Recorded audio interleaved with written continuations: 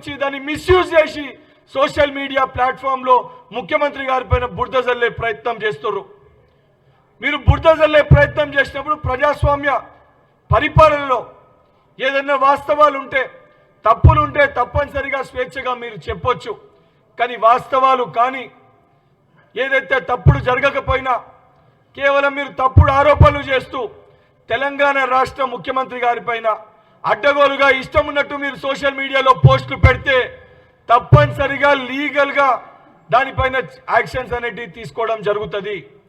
లీగల్గా ఏదైతే కాన్స్టిట్యూషన్ ఏదైతే బద్ధంగా రాజ్యాంగబద్ధంగా ఏదైతే లీగల్గా దానిపైన యాక్షన్ తీసుకుంటుంటే దాన్ని కూడా ఫోన్లు ఎందుకు సీజ్ చేస్తారు, మేము ఇష్టం ఉన్నట్టు ఏదన్నా పెడతాము, ఆ అధికారం ఎక్కడదని చెప్పి మీరు మాట్లాడితే ఈరోజు నవ్వొస్తుంది మాకు.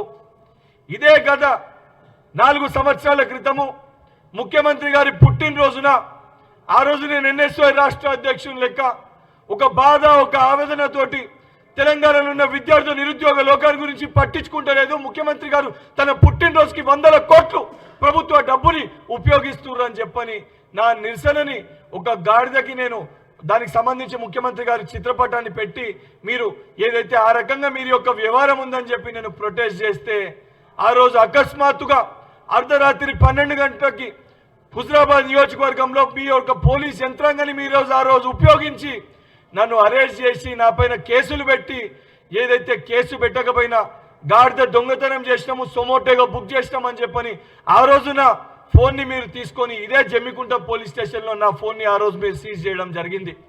మరి ఆ రోజు మీకు గుర్తుకు రాలేదా ఫోన్లు సీజ్ చేయొద్దని చెప్పని? ఆ రోజు మీకు చట్టాలు గుర్తుకు రాలేదా? ఆ రోజు మూగపోయిన మీ గొంతులు ఈ రోజు ఎందుకు మీరు బయటికి వచ్చి మీరు మాట్లాడుతున్నారు? నిజంగా వాస్తవానికి ఏదైతే సంబంధించి చిత్రపురి లేఅవుట్ కానీ ఇంకెక్కడన్నా అక్రమాలు చేసినట్టు కానీ చేసిన వ్యక్తులు ఆధారాలు మీ కాడుంటే ఈ ప్రజా ప్రభుత్వంలో సెక్రటేరియట్ కానీ ప్రజావాణి కానీ లేదు సంబంధించి మా ముఖ్యమంత్రి గారి దృష్టికి తీసుకొని వస్తే ఆ తప్పులు మా పార్టీలో ఉన్న వ్యక్తులు చేసినా తప్పనిసరిగా అందరిపైన కూడా కఠినమైన చర్యలు తీసుకుంటాము. తప్పనిసరిగా చర్యలు తీసుకొని ట్రాన్స్పరెన్సీతో అవన్నీ కూడా మీడియా ముఖంగా బయట పెట్టడానికి ఎటువంటి కూడా పార్టీ వెనుకకి పోదు. కానీ ఇవన్నిటినీ పక్కన పెట్టి ఒకటే టార్గెట్ చేసుకొని లేనిది దాన్ని ఉన్నట్టు చూపించి సోషల్ మీడియాలో ప్రచారం చేస్తూ ఏదైతే కానివి కూడా గతంలో మేము ఎప్పుడు కూడా చర్యలు తీసుకోలే, గతంలో సోషల్ మీడియా సభ్యులపైన మేము కేసులు పెట్టలే, గతంలో అసలు ఏ రోజు మా పోలీసులు అరెస్టే చేయలేదన్నట్టు మీరు మాట్లాడుతున్నారు. అరే నాయనా, గతంలో బీఆర్ఎస్ పార్టీ అధికారంలో ఉన్నప్పుడు ఏదైతే వ్యక్తులకు ఏదైతే సంబంధించి వారి బాధ ఆవేదన చెప్పుకోనికి ధర్నా చౌక్నే ఎత్తేసిన ఘనత ఎవరికైనా చెందుతుందంటే అది కేవలము బీఆర్ఎస్ ప్రభుత్వానికే చెందుతుంది. సిగ్గుండాలి మీరు ఆ రకంగా మాట్లాడడానికి. కనీసం ఏదైతే వ్యక్తులకు సంబంధించిన వ్యక్తులు సంబంధించిన మంత్రుల దగ్గరికి విద్యార్థులు కానీ నిరుద్యోగులు కానీ రిప్రజెంటేషన్లు ఇవ్వనీకి వస్తే వాళ్ళని అరెస్టు చేసి అడ్డగోలుగా కేసులు పెట్టి జైల్లో పెట్టిన ఘనత ఎవరికైనా దక్కుతుందంటే మీకే దక్కుతుంది. మీ సొంత వర్కింగ్ ప్రెసిడెంట్ ఆ రోజు టీఆర్ఎస్ పార్టీ మంత్రి కల్వకుంట్ల తారక రామారావు గారి నియోజకవర్గంలో అడ్డగోలుగా ఇసుక మాఫియా చేస్తూ ఒక దళిత బిడ్డలు వారి యొక్క బాధ ఆవేదన చేస్తే ఆ దళిత బిడ్డలపైన దాడులు చేసి వాళ్ళపైన కేసులు ఎవరు పెట్టిరంటే అది మీ ప్రభుత్వం కాదా? ఇదే ఖమ్మంలో ఏదైతే రైతులు ఏదైతే వారి పంట సంబంధించి వారు పడుతున్న ఇబ్బందులకు సంబంధించి మిర్చి రైతులు ఆ రోజు ధర్నాలు చేస్తే మిర్చి రైతుల చేతులకి సంఖ్యలేసిన ఘనత ఆ రోజు బీఆర్ఎస్ పార్టీకి దక్కదా? ఆ రోజు మీరు పెట్టలేదా?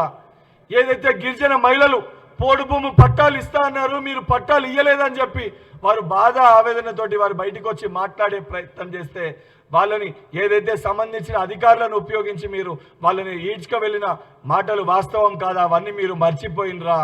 అసలు వాస్తవాలు ఏంది, జరిగిన ఏంది యావత్ తెలంగాణ సమాజము చూసే ఎన్నికల్లో మీరు ఇచ్చిన మేనిఫెస్టోలు మీరు చేసిన అంశాలు మీ యొక్క దొర పరిపాలన మీ యొక్క డిక్టేటర్షిప్ని వద్దని చెప్పి ఈ యొక్క ప్రజా పరిపాలన కావాలని చెప్పని రేవంత్ రెడ్డి గారి సారథ్యంలో రేవంత్ రెడ్డి గారి నేతృత్వంలో భట్టి గారి నేతృత్వంలో కాంగ్రెస్ ఇచ్చిన మేనిఫెస్టో సోనియా గాంధీ గారి ఆధ్వర్యంలో ప్రకటించిన 6 గ్యారంటీలను చూసి ప్రజలు కాంగ్రెస్ పార్టీకి గెలిపించడం జరిగింది.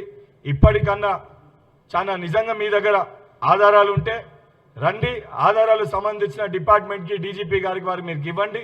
ఈ ప్రజాప్రభుత్వంలో తప్పు ఎవరు చేసినా తప్పనిసరిగా